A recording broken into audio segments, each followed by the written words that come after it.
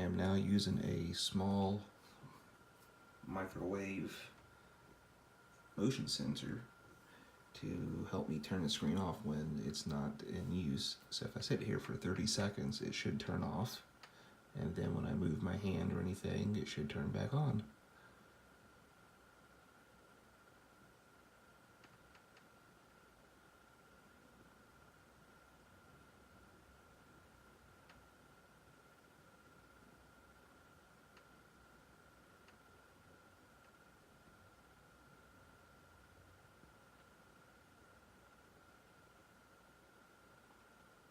Now the screen is off. Now if I just move my hand, now it's back on. Pretty neat.